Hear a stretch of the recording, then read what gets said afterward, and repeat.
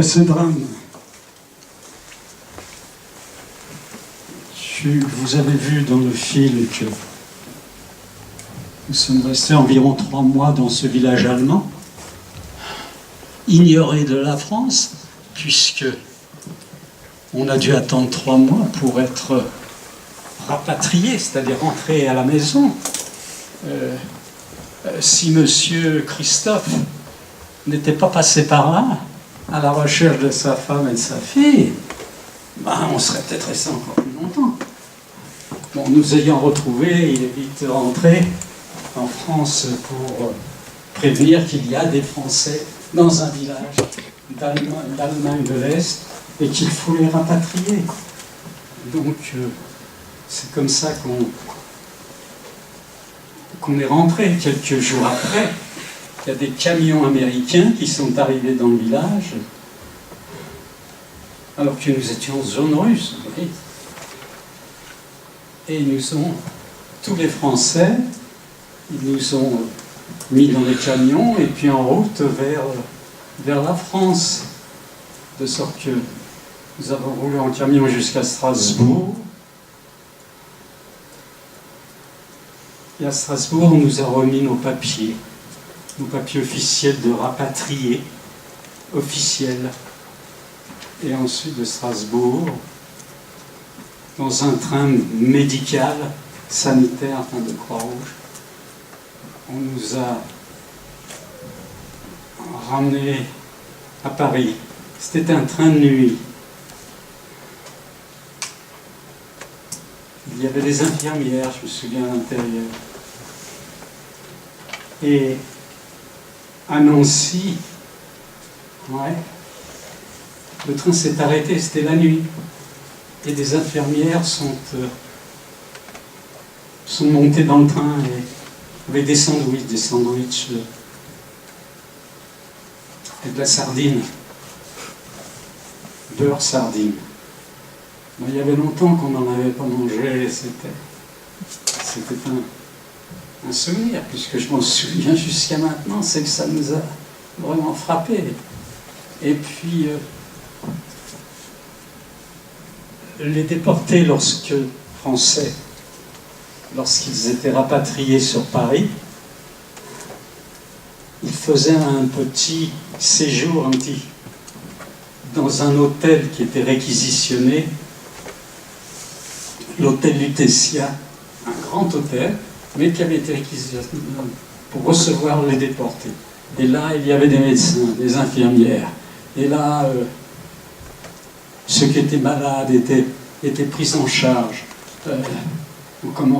Certains, on les envoyait dans des sanas qui étaient... Victor, mon copain, il a été envoyé dans un sana. Parce que ses poumons, ils en ont pris un coup. Et puis nous, chaque jour, ils mettaient une liste de nouveaux arrivants, de déportés, à la porte de cet hôtel. Et les familles qui attendaient des retours de déportation, et puis allaient à la porte de l'hôtel pour examiner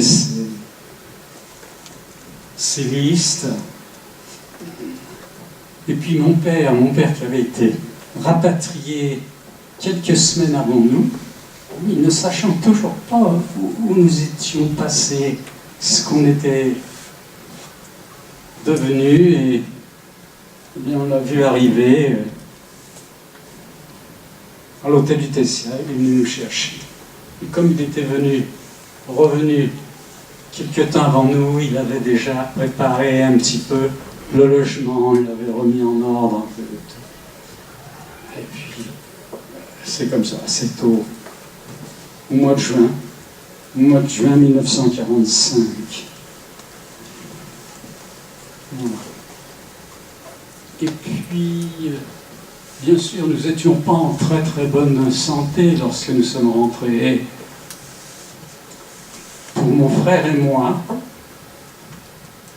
on a eu l'avantage d'être accueillis par une femme de la Croix-Rouge important dans la Croix-Rouge, qui habitait en Normandie, au bord de la mer.